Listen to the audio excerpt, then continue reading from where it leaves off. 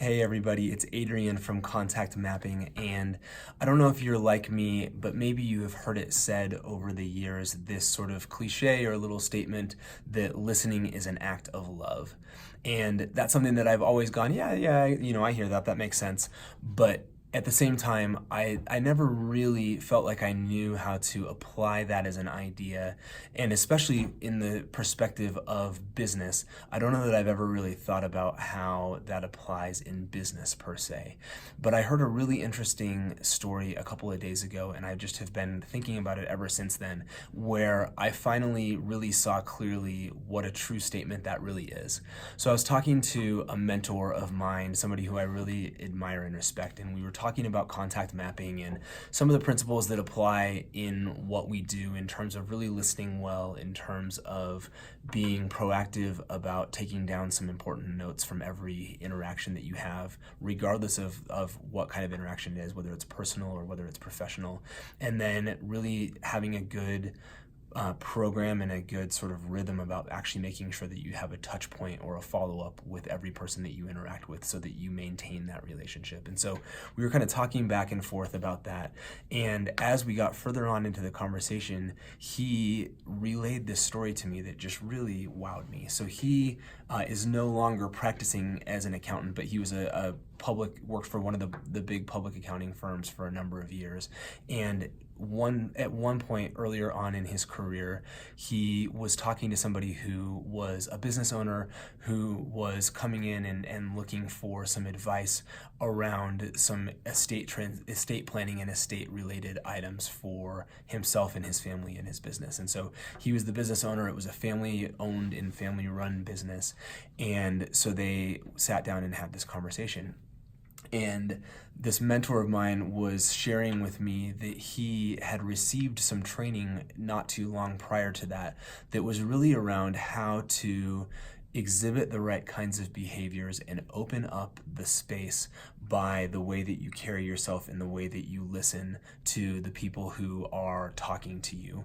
And so he was sharing this story with me, and he was talking to me about how he had really been profoundly impacted by this learning that he had had, and by the fact that he was able to sort of see how if you just carried yourself in the right way, kind of displaying the right eye contact and really being comfortable with silence is a big part of it, that those things would allow for you to be able to really open up the conversation space.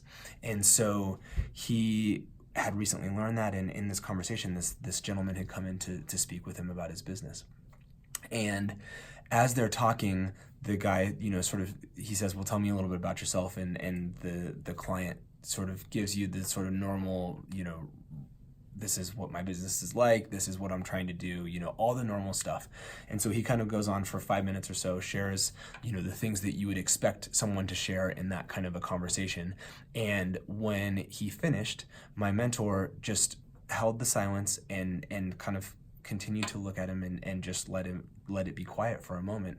And he said that the guy sort of leaned back in his chair, looks over to the side, and all of a sudden, just wide open, starts telling him all this stuff about his family, about his business, about all these various aspects of his life that were much, much deeper than certainly he would have thought he was going to share at the beginning of that conversation. And it just became this very different conversation just by the very fact that he set it up the right way in the beginning, but that he gave that space for that person to be able to share.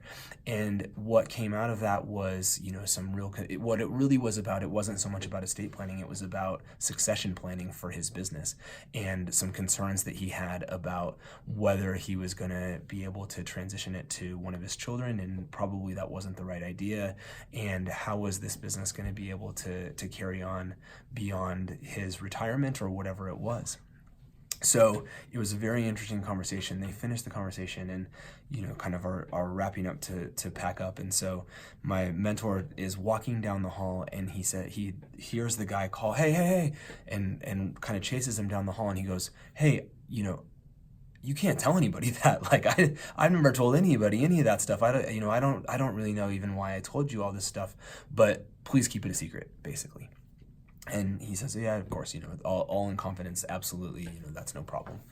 Well, it turns out that literally a couple of weeks later, that guy who came in passed away of a heart attack. He had a total out of the blue, massive heart attack, and he passed away. And my mentor had this conversation with him just weeks before.